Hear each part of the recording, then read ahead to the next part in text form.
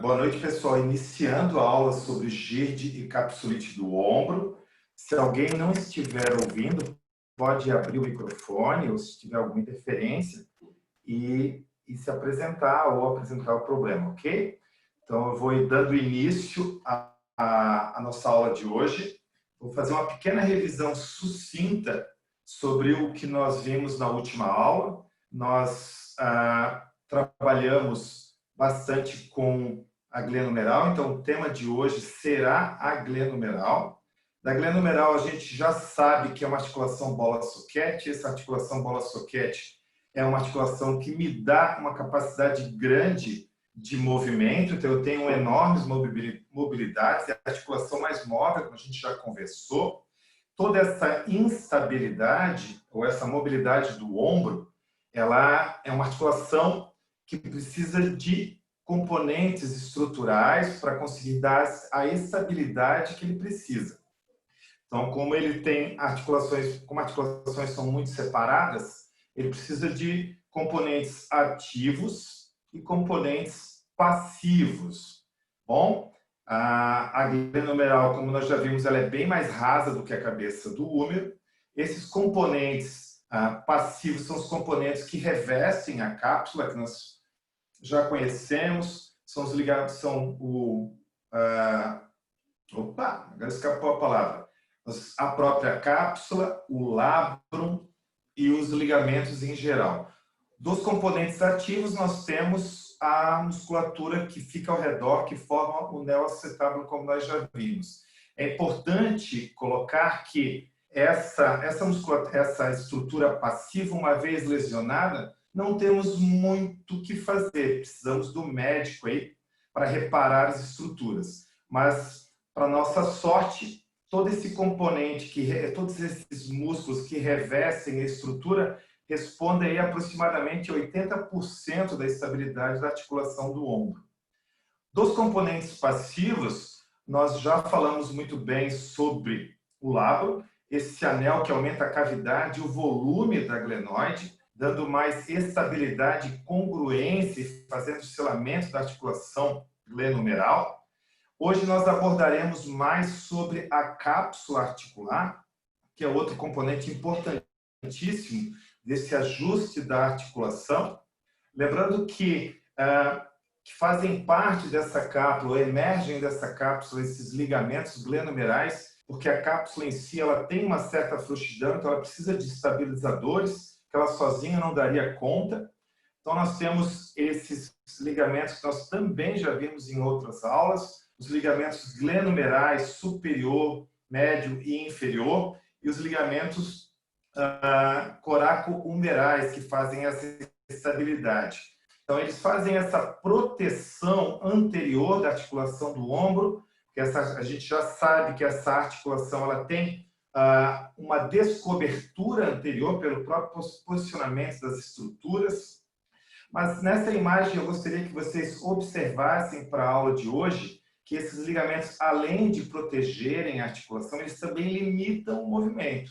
Então, aqui é muito fácil observar que a rotação externa é um movimento que é muito limitado pelas estruturamentos. Então, um retesamento dos ligamentos ou um afrouxamento desses ligamentos vai influenciar diretamente na rotação externa, como também na abdução.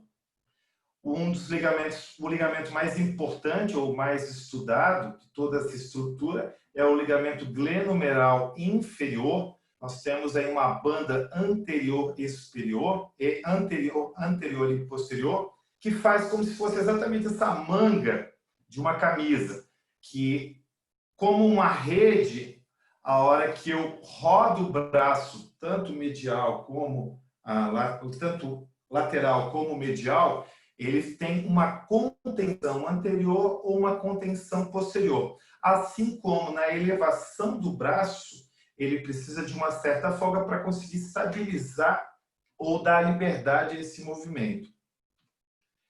Só lembrando que essa estrutura é a estrutura que eu gostaria que vocês prestassem bastante atenção nessas imagens, principalmente dessa cobertura posterior. quando eu faço a rotação interna e principalmente da cobertura anterior quando eu faço a rotação externa, pois esse afrouxamento desse ligamento, ele é importante, excessivamente ele vai provocar um deslizamento a mais da glenohumeral, isso é prejudicial para a instabilidade, mas o seu retesamento, o encurtamento, vai impedir as rotações, aumentando aí as chances de impacto subacromial. Bom, depois desses conceitos teóricos, nós vimos também na última aula sobre a síndrome da dor subacromial. Lembrando que isso é um termo novo, antigamente era abordado como síndrome do impacto, mas a tendência atual é essa síndrome da dor subacromial. Vimos também as classificações do impacto, a classificação do impacto coracoide, que é esse impacto mais com rotação medial e adução horizontal. Esse impacto interno com a região posterior e superior da glenoide, principalmente em abdução e rotação externa. Isso acontece muito com arremessadores. E 90% a 95% desse impacto subacromial externo será abordado com mais ênfase hoje.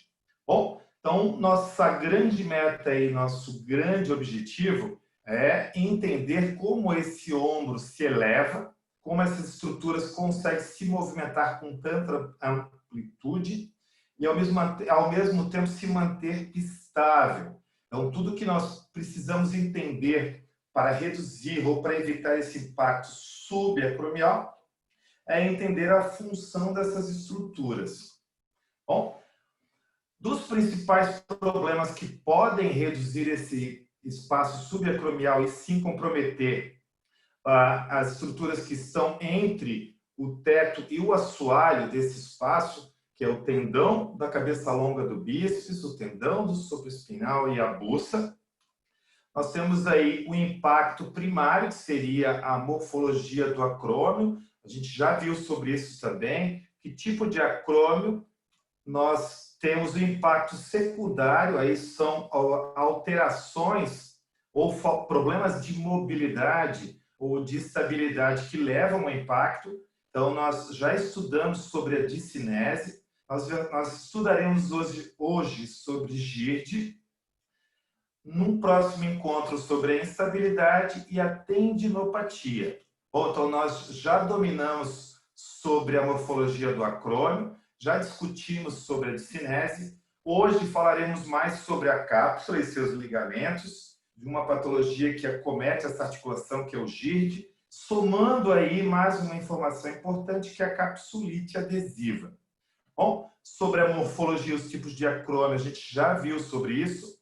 Sabemos que a estrutura do acrômio é uma das condições que pode, não necessariamente, mas pode sim levar a um impacto. Então, nós temos o acrômio tipo 1, que é o acrômio plano. Nós temos o acrômio tipo 2, que é o acrômio curvo, e o ganchoso, desculpa, número 2, o curvo, e número 3, o ganchoso. Sobre a discinese, nós já discutimos sobre os seus conceitos, que é uma alteração postural ou uma alteração no movimento da escápula ou no padrão de movimento da escápula. Nós já conhecemos como ritmo escápulo-humeral. Então, nós entendemos, nós temos uma ideia de padrão de movimento. Quando nós percebemos essa alteração, nós desconfiamos da escápula. Estudamos também que a escápula, muita gente possui discinese, mas não tem dor. Mas sabemos que todas as pessoas que apresentam dor no ombro, elas possuem discinese. Então, nós entendemos que a discinese, ela não é uma doença, ela é uma condição que acompanha quem tem dor. Não sabemos se ela veio primeiro, se ela é causa ou se ela é consequência da dor. Mas sabemos sim que ela está presente quando apresenta esse desconforto na articulação glenohumeral. Bom, para entender um pouquinho sobre a discinese, precisamos compreender sobre o ritmo escapulo-humeral. A gente já sabe, já detalhou sobre isso, que esse ritmo funciona como uma bailarina, onde seus movimentos são bonitos e apresentáveis. Então, todas as vezes que encontramos movimentos muito alterados do ritmo da escápula, principalmente na elevação do braço, desconfiamos da presença da discinese. Essa presença da discinese, ela é afetada, existe uma discinesia feita pelo comportamento neurológico, mas essas estruturas musculares que estão circundando a escápula são as verdadeiras responsáveis pela alteração do padrão de movimento, levando muitas vezes ao impacto da articulação glenohumeral. Nós fizemos o teste, já discutimos sobre o teste para identificar a discinese. Esse teste consiste na elevação do braço. Ao elevar o braço, eu consigo determinar a alteração da discinese ou não, a alteração do padrão de movimento ou não, caracterizando aí uma discinese ou não. Então, esse elevar do braço com um pezinho em torno de 1 a 3 quilos, ou por 5 repetições em flexão, ou alguns autores sugerem plano de escápula, outros abdução. Eu prefiro a flexão, pois, para a maioria dos autores, é o que mais representa, é o que mais é fácil de constatar a discinese. Então, quando eu percebo uma alteração no ritmo da escápula, durante a elevação do braço com carga, pois a carga vai tornar muito mais evidente as fraquezas da musculatura que está em torno dessa articulação, eu consigo identificar com mais facilidade as estruturas que controlam a escápula. Bom, então, há muitos anos atrás, Kibler e Bancart, em 2003, já tentaram classificar a discinese escapular, classificando em tipo 1, que é, na verdade, essa classificação tem o objetivo de direcionar o tratamento. Então, quando nós nos deparamos com um cliente com dor no ombro e suspeitamos de uma discinese, e se essa discinese estiver presente, sabendo o tipo da discinese, fica mais fácil de direcionar o trabalho sobre as estruturas que podem estar gerando esse problema. Então, segundo Kibler e Bancart, o tipo 1 é uma alteração no movimento onde aparece o ângulo, ou se destaca do gradil costal, o ângulo inferior da escápula, como já vimos numa aula anterior. Então, esse ângulo inferior proeminente, muito em decorrência do encurtamento do peitoral menor, ele se apresenta evidente. Isso é o que nós classificaríamos aí em discinese tipo 1. Já a discinese tipo 2, ela apresenta tanto esse ângulo inferior da escápula aparente durante o movimento ativo, como a borda lateral da escápula também se descola do gradil costal. Então, nós temos aqui, para o tipo 2, a apresentação do ângulo inferior e da borda lateral da escápula. Nós já vimos na aula anterior quais são os músculos que respondem por essas alterações, ou quais são as estruturas passivas. E, por último, nós temos o tipo 3. O tipo 3 é essa elevação excessiva da escápula antes dos 60 a 90 graus. Então, uma fraqueza de manguito rotador, ou uma fraqueza, uma alteração no trapézio, vai obrigar aí o elevador da escápula a elevar, a subir o ombro antes de subir o braço.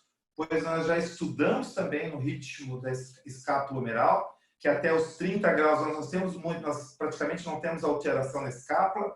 Essa rotação superior começa a partir de 60 e ela vai aumentando em 2:1, a gente já estudou sobre isso. Mas quando eu percebo que ao elevar o braço próximo de 30 e 60 graus, eu tenho uma elevação abrupta da escápula e não uma rotação lateral, eu tenho aqui a discinese tipo 3. Isso também é muito comum quando temos fraqueza de manguito rotador. não temos estabilidade, e aí a escápula faz uma elevação para conseguir elevar o braço. A tipo 3 ela não é tão comum de encontrar na clínica do dia a dia, mas a tipo 1 e a tipo 2 já é bem mais encontrada. Ok? Bom, eu fiquei de apresentar para vocês alguns tipos de escápula, né? Fiquei de apresentar algumas imagens. Então, eu vou começando por essa imagem que nós já vimos na aula anterior. Então, aqui nós temos o teste. A gente consegue ver aqui a apresentação do ângulo inferior da escápula. Eu vou repetir novamente. Então, ele já fez a elevação do braço, está descendo o braço. A gente consegue perceber aqui, ó, o ângulo inferior da escápula, se tornando saliente, principalmente no movimento excêntrico, ou seja, na descida do braço. Bom, aqui nós temos um outro teste.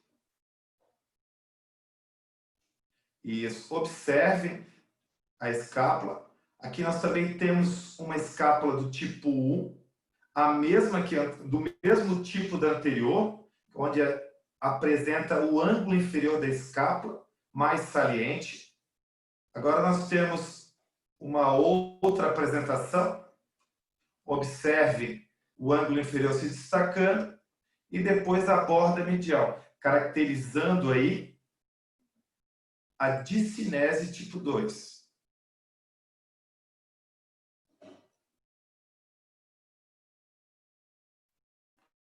Bom, esse aqui já é quase uma aberração, é mais fácil de identificar ainda.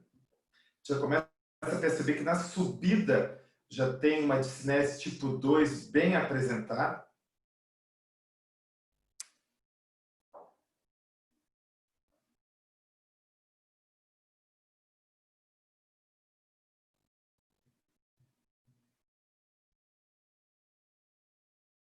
Bom, e nas duas escápulas,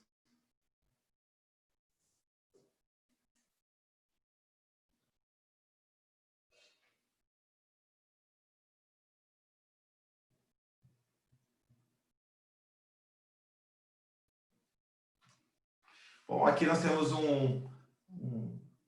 várias pessoas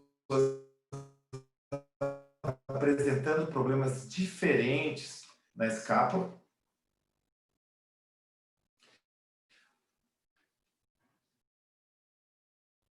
Olha como se apresenta a dissinépse tipo 2.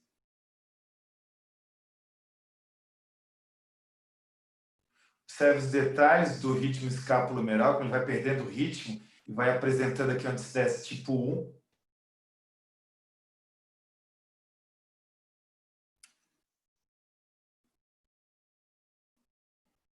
Bom, discinese também tipo 2. Bom, essa escápula apresenta discinese tipo 2. Vamos ver um pouquinho mais detalhes. Essa é mais tipo 1, essa é mais tipo 2. Vamos ver esse outro paciente. Discinese tipo 2 apresenta tanto a borda medial como o ângulo inferior da escápula.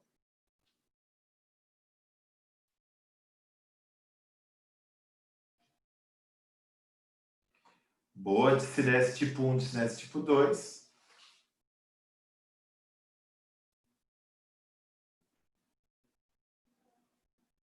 Bom, essa mesmo está bem fácil, né? Boa. Bom, o que acontece? Mesmo assim, se tem muita dificuldade, ao longo dos anos se percebeu que existe muita dificuldade de identificar o tipo de discinese, se é tipo 1, tipo 2 ou tipo 3. A literatura mostrou que houve muita diferença entre avaliadores. Até você que está assistindo esses vídeos deve ter ficado com um pouco de dificuldade. Então, o que uma literatura mais atual vem trazendo? Que o que realmente importa é se você identifica a discinese, se você encontra a discinese ou não. Então, quando você tem muita dúvida se tem discinese, é porque não tem. Então, você tem que ficar... É um sinal muito aparente. Você tem que ter... Aqui, isso fica muito claro para você. Então, se você... Eu aconselho você, não tem muita prática, é preferível tratar com sim ou não. Se você percebe que a escápula está estranha ou se a escápula não está estranha. Isso vai conduzir o teu tratamento, a maneira como você vai lidar com o teu cliente, ok? Uma das condições que levam à discinese, principalmente a discinese tipo 1, é o GIRD. O que é o GIRD? É um déficit de rotação interna da articulação glenumeral. Esse GIRD, esse encurtamento, essa diminuição de rotação interna, faz com que a escápula tenha esse tilt anterior, essa inclinação anterior da escápula. E isso pode levar à discinese do tipo 1, pois vai ficar, como existe uma inclinação anterior maior, ou seja, um encurtamento do peito, pode existir também um encurtamento do peitoral menor, e essa inclinação anterior, esse ângulo inferior vai descolar do gradil costal. Então, o GIRD pode sim ser responsável pela discinese do tipo 1. Mas como acontece essa diminuição de rotação interna da glenumeral? Esse déficit de rotação interna, ele ocorre principalmente nos atletas arremessadores. Então, a gente entende atletas arremessadores, não só aqueles atletas do beisebol, do handebol, mas todos os atletas que fazem uma preparação e uma rotação externa, ou seja, uma armação da articulação, e aí, na sequência, uma brusca rotação interna, onde há seguido de uma aceleração e, na sequência, uma desaceleração. Então, quando a gente percebe, né, em alguns desses atletas que apresentam dor no ombro ou discinese, tipo, dor no ombro e discinese tipo 1, a gente consegue visualizar ou consegue verificar através de goniômetros, ou alguns são tão evidentes como essa imagem aqui, onde a gente percebe nitidamente que a rotação interna do braço direito dessa menina é muito menor do que a rotação interna do braço esquerdo dela. Quando nós colocamos ela para fazer a rotação externa, nós percebemos que a rotação externa do braço direito ela é maior do que do braço esquerdo. A gente já tem aí uma característica forte do GIRD, ou seja, eu tenho diminuição da rotação interna e aumento da rotação externa, muito devido à prática ou excesso de movimento desses atletas, porque pois reduzem bastante a rotação interna e aumentam muito para a armação a rotação externa. Bom, então, como isso acontece, né? Por que isso acontece? Então, a articulação glenumeral, a sua rotação, ela é o movimento mais rápido do corpo humano. Nenhuma outra articulação trabalha com tanta velocidade. Então, isso é comparado ao giro de um Fórmula 1, ou seja, 7.500 graus por segundo. Mas agora perceba que todo arremessador sabe que a grande potência do seu arremesso, ele tem que aumentar muito essa velocidade. E tudo isso vai depender muito dos freios que essa estrutura possui. Então, o Fórmula 1 ele precisa ter muita potência para o arranque e precisa ter muita potência para frear o carro em poucos segundos. Agora, pensa na articulação do ombro. Então, quando nós falamos da articulação do ombro, quem faz esse controle é o manguito rotador.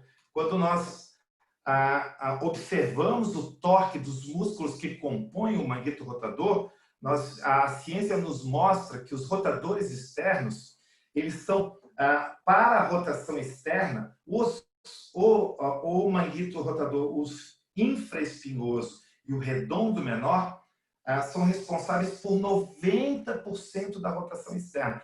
Praticamente toda a rotação externa do ombro é feita pelo infraespinhoso e o redondo menor. Muito mais do que para a rotação interna do subescapular, que apenas 50% é feita pelo subescapular. Já o supraespinhoso, a sua colaboração para a abdução é de apenas 30%. Então, percebam que a rotação externa é totalmente dependente do manguito rotador infraespinoso e redondo menor. Então, essa armação do braço exige dessa musculatura uma potência absurda para chegar a essa velocidade. Em contrapartida, nós sabemos também que tanto esses arremessadores eles precisam frear o movimento. E esse freio do movimento, ao final, para ele conseguir sair de uma velocidade ou de um torque tão grande e zerar, ele é feito basicamente pelos músculos do manguito rotador redondo menor e infraespinal.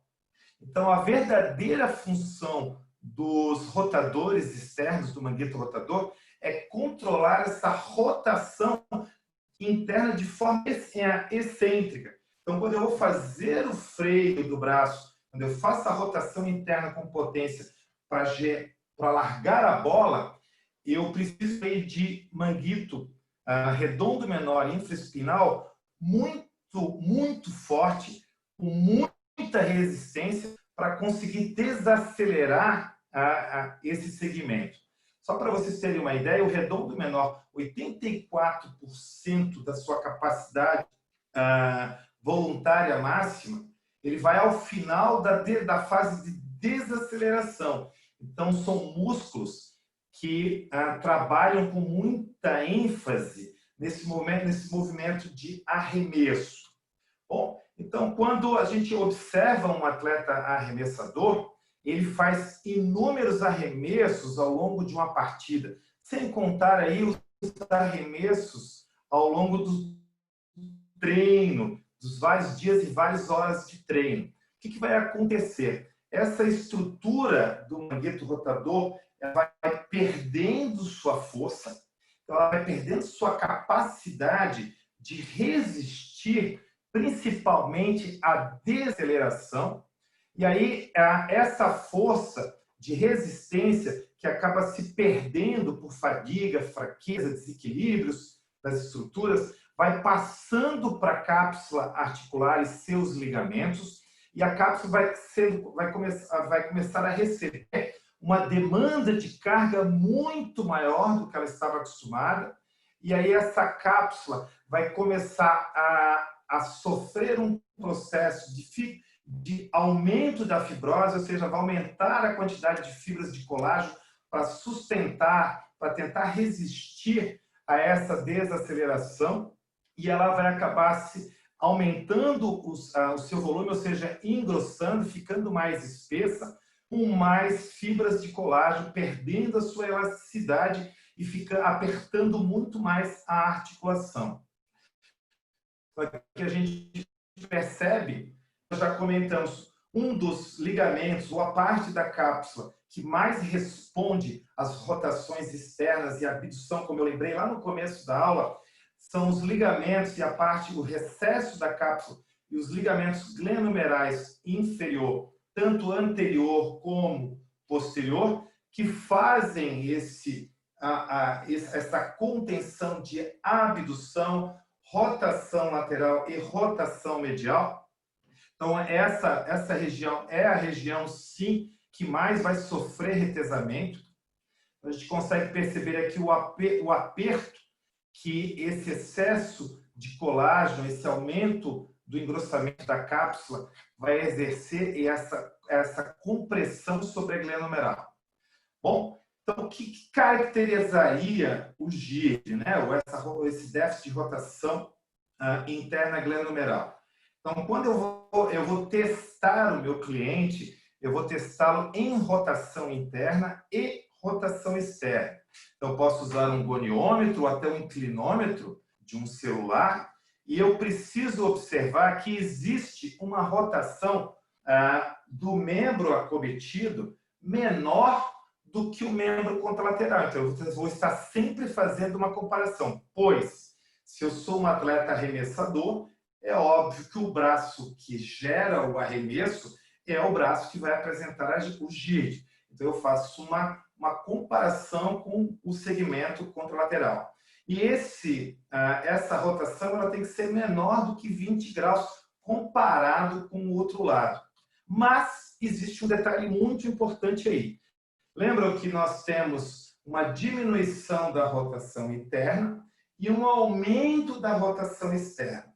Mas devido a esse recesso, a essa diminuição do espaço articular, eu tenho uma diminuição geral da amplitude. Então, não pense que você tem a rotação interna reduzida e que isso tudo é compensado pela rotação externa.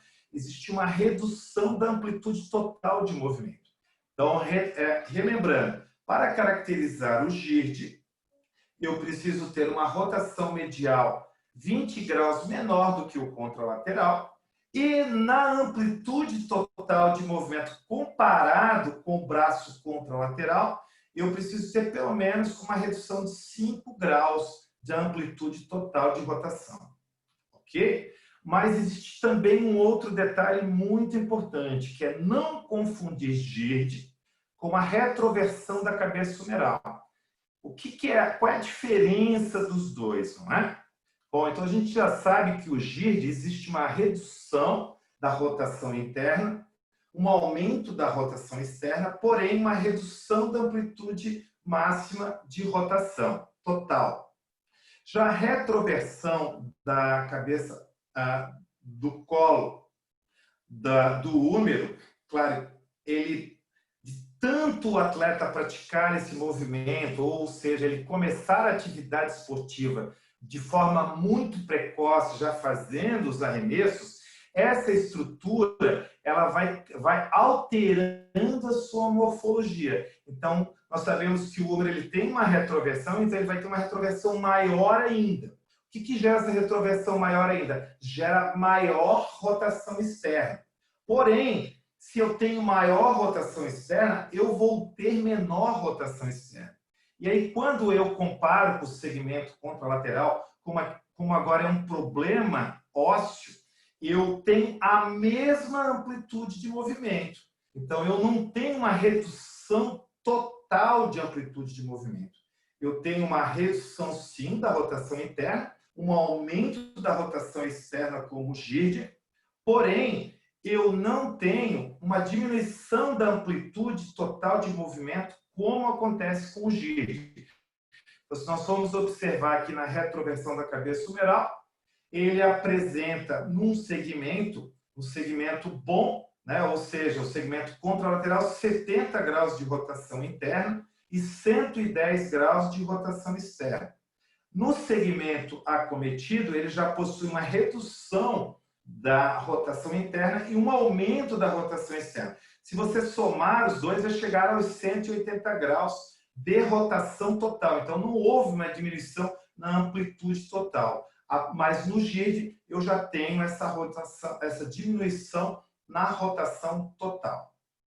Bom, e o tratamento, claro, em últimos casos, dependendo do agravamento da situação e também com a insuficiência ou com a falha do tratamento conservador, pode sim ser feito um tratamento cirúrgico. Mas o tratamento, na maioria dos casos, é o tratamento não cirúrgico. E aí nós vamos conversar sobre isso no nosso encontro presencial, sobre quais são os melhores alongamentos da cápsula e qual é a principal mobilização dessa cápsula para conseguir ganhar a amplitude de movimento. Ok? Nosso segundo tema de hoje, eu tenho aí mais 20 minutinhos, nós combinamos de falar sobre capsulite adesiva. Então, a capsulite adesiva, como o próprio nome já diz, nós vamos ter aqui uma alteração na cápsula e nos seus prolongamentos, aí, ou seja, nos seus ligamentos. Quando a gente lembra da cápsula, a gente lembra que ela faz a torção, ela se torce, ela é um pouco frouxa para conseguir se torcer e ajustar o húmero na glenoide, tentando manter esse espaço articular.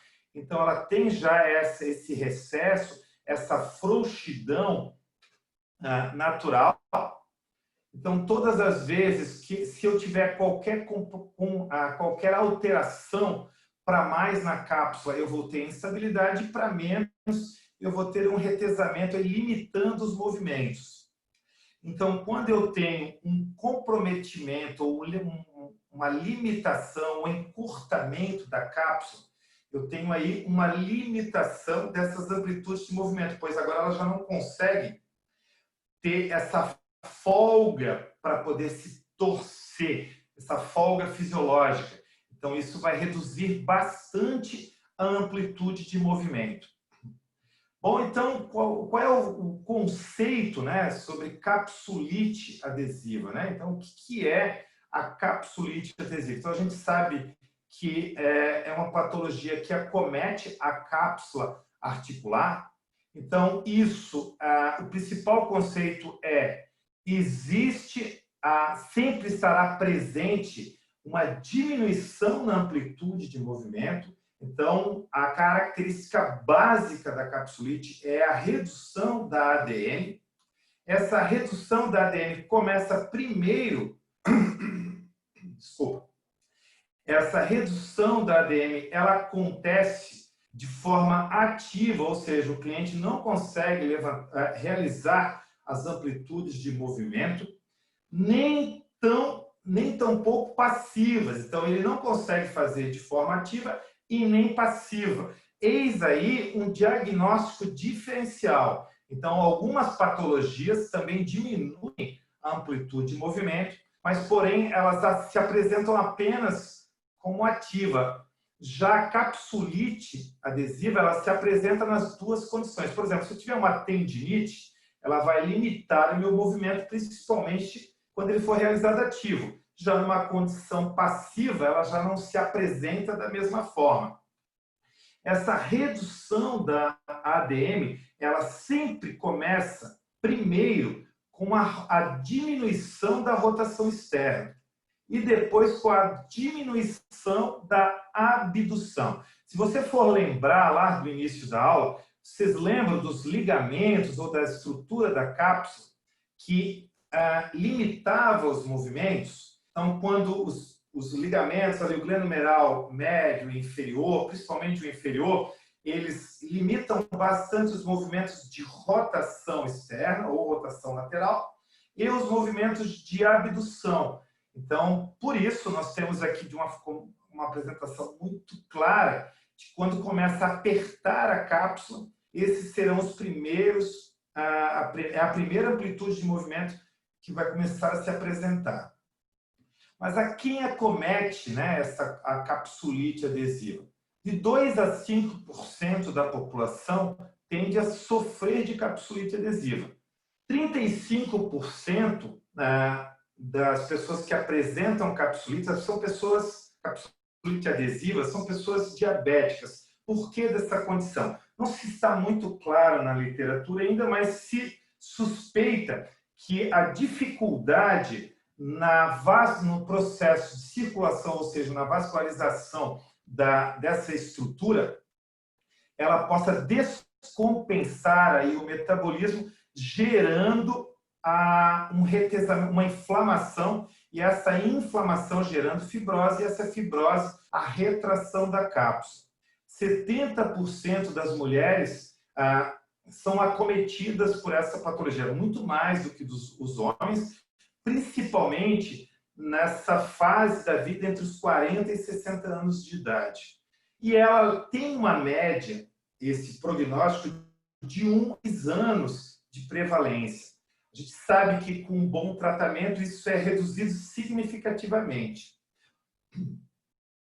A capsulite adesiva, ela é caracterizada principalmente pela redução da amplitude de movimento. Então, vamos lá. Características que podem te dar o diagnóstico, que podem te apresentar a capsulite adesiva. Quando o teu cliente apresenta redução da amplitude de movimento. Isso, tanto passivo como ativo.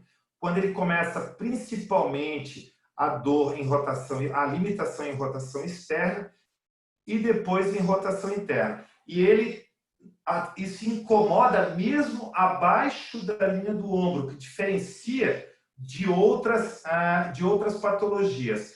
E não tem tratamento que resolva. Você toma anti-inflamatórios, você faz outros tipos de tratamento, pensando que é muito fácil confundir a capsulite adesiva com bursite, com tendinite. Você começa a perceber o insucesso quando você começa a tratar pensando que é outras patologias.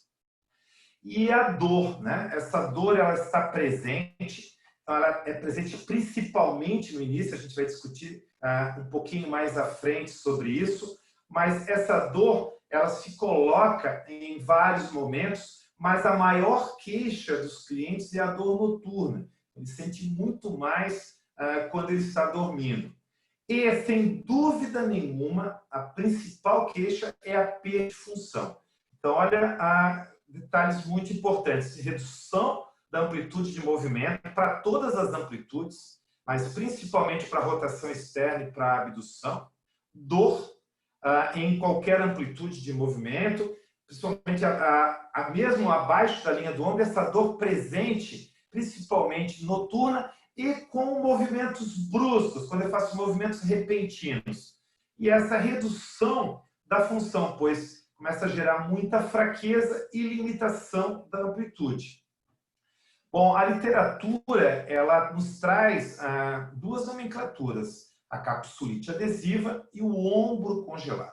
Então, alguns autores divergem em alguns pontos.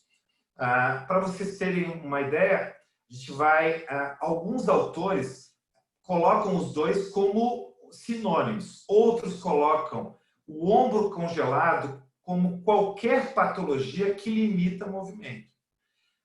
Outros colocam que a capsulite adesiva ela também gera ombro congelado, mas outras patologias também podem gerar, caracterizando aí outras patologias também podem gerar ombro congelado. Porém, a capsulite adesiva ela tem uma condição, ela pode ser primária.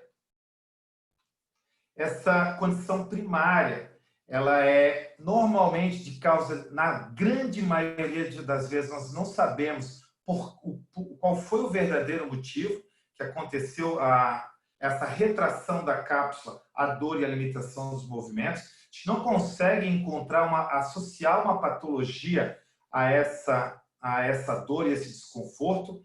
Ela afeta ambos os ombros, embora não sempre ao mesmo tempo, mas 35% das pessoas que possuem capsulite primária acabam apresentando nos dois ombros e ela é totalmente resistente a qualquer tipo de tratamento.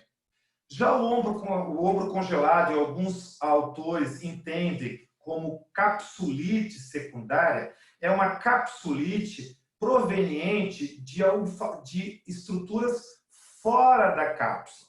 Ou seja, a cápsula ela pode estar comprometida, mas ela é secundária a problemas fora da cápsula, tipo bursite, tipo uma inflamação dos tendões, um trauma, uma queda, uma luxação. Tudo isso, para essas pessoas, por algum motivo, vai gerar uma imobilização do segmento. Essa imobilização do segmento acima do tempo normal, ou seja, por mais tempo do que o necessário, ela pode sim estimular o sistema autoimune e ele aí, gerando uma bagunça, vai atacando essa cápsula e a cápsula aí sim pode dar início a essa contratura, essa dor, essa inflamação.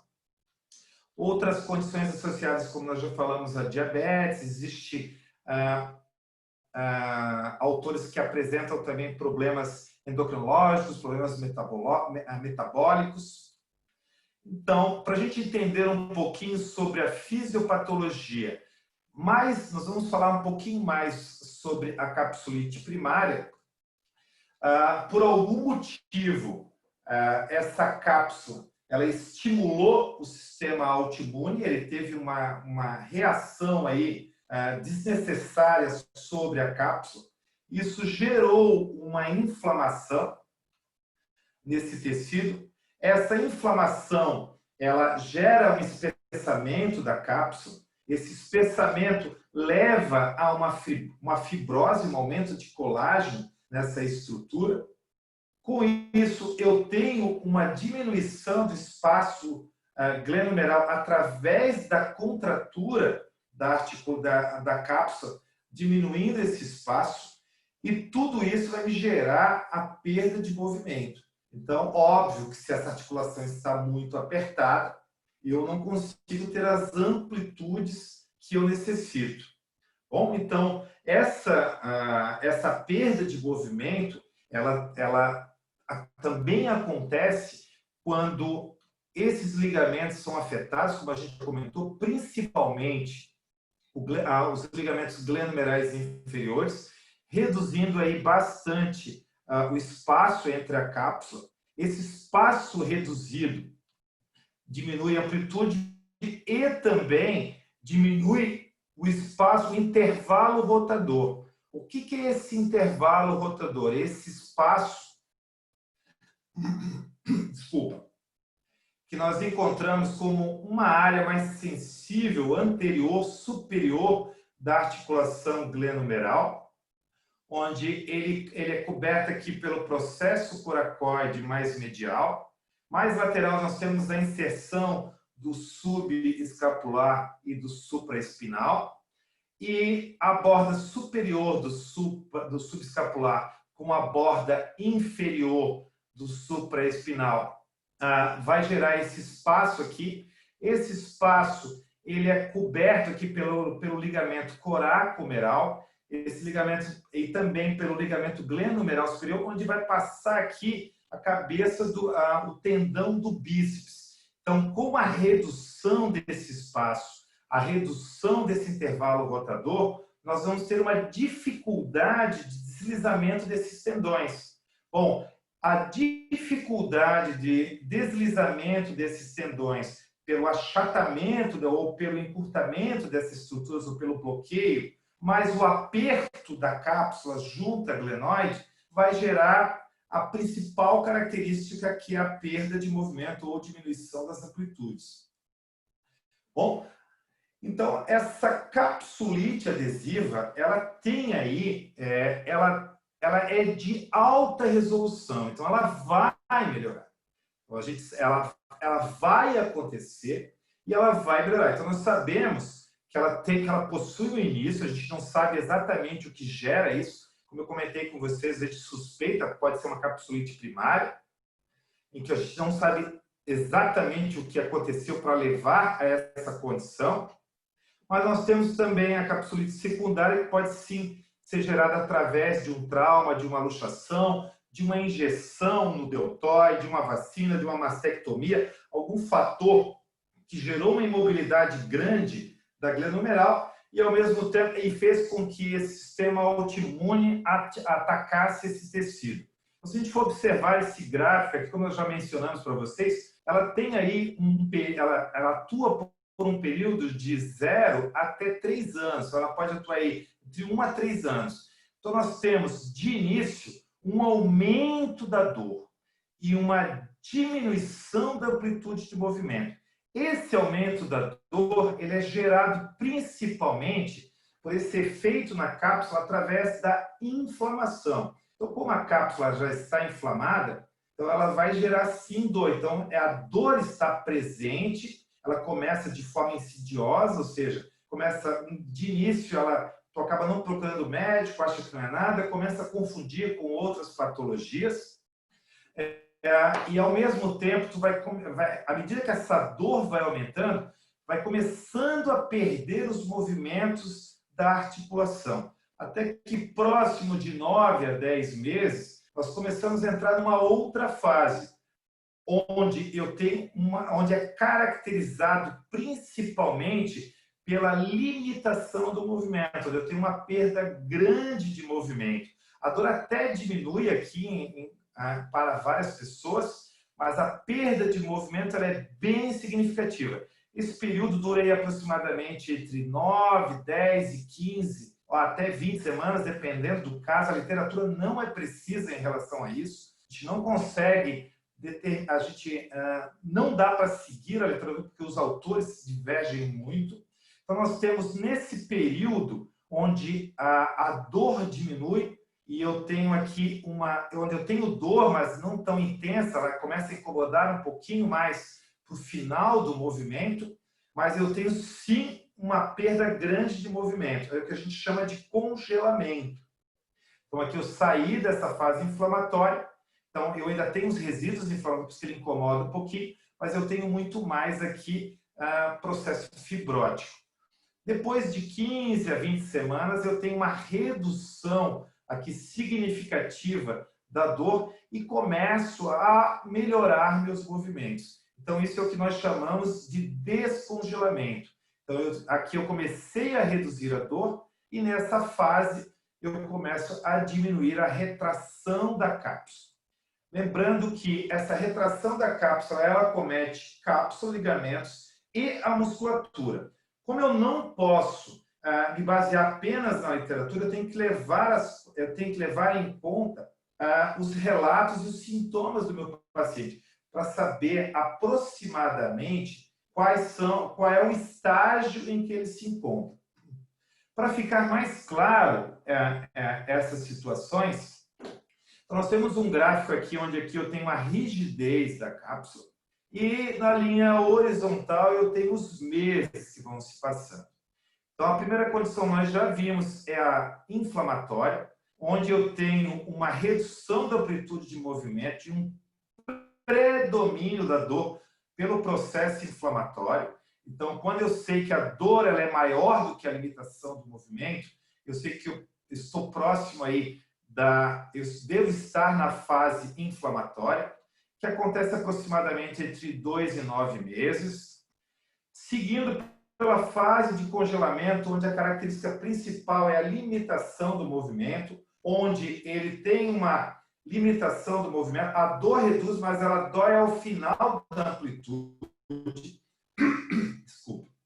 Então, eu tenho a fase de congelamento e isso vai entre 9 e 15 meses. Já a fase de descongelamento, eu tenho uma melhora progressiva dos movimentos. Então, às vezes, isso dura por muito tempo.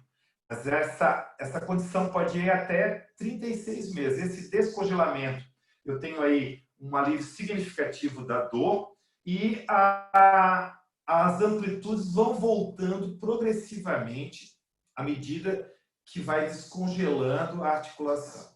Isso, bom, para o diagnóstico, como nós já conversamos sobre a capsulite, então eu preciso ter, primeiro, saber da história pregressa, saber se é uma capsulite primária ou secundária, eu tentar entender isso, quais são os sintomas que ele apresenta, como nós já vimos lá atrás, dor noturna, redução das amplitudes de movimento, incomoda mesmo, a diminuição da mulher incomoda mesmo com movimentos abaixo da linha do ombro, tentar descartar aqui se esse movimento é passivo, se esse movimento é ativo, tentando fazer o diagnóstico diferencial entre músculos e cápsula, e principalmente a perda de rotação externa, que caracteriza muito.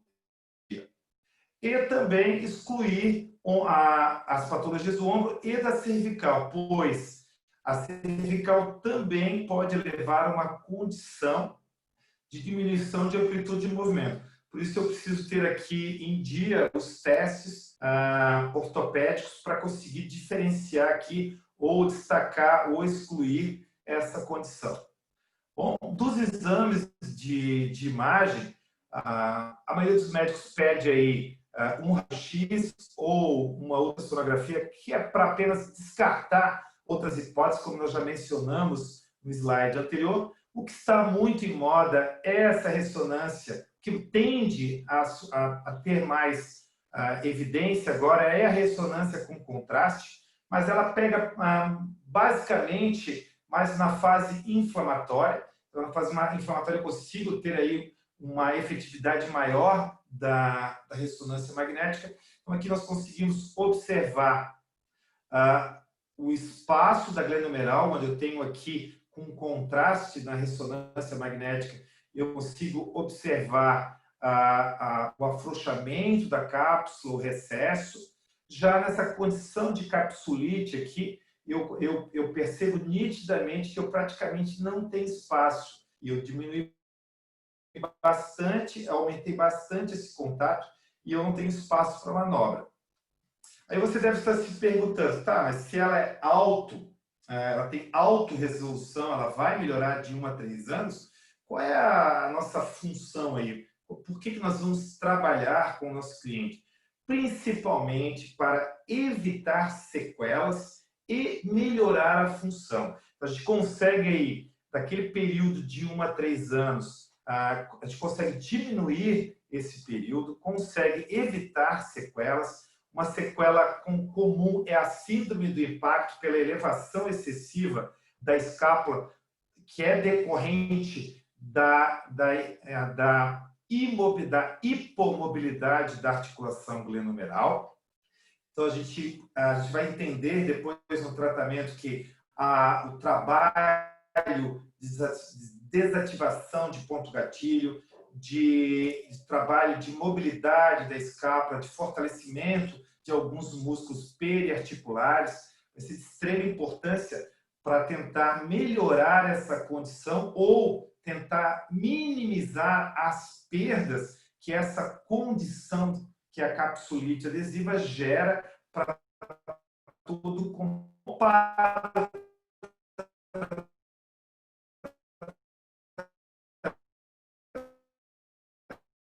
a gente vai discutir sobre isso, vai fazer alguns exercícios, precisa fazer esse cliente estar ciente da sua condição, que o tratamento depende dele, ele precisa fazer as atividades em casa, tudo que é passado para ele precisa ser realizado em casa, ele precisa saber que ela possui fases e que ela vai melhorar e que é um processo que demora. Já a eletroterapia, a gente também vai discutir no curso presencial, tem pouca evidência, mas o laser aí tem evidência baixa ou moderada. Já a terapia manual é a bola da vez, então você trabalha bastante com terapia manual, principalmente movimentos de deslizamento posterior. E, claro, a princesinha aí são os exercícios, né?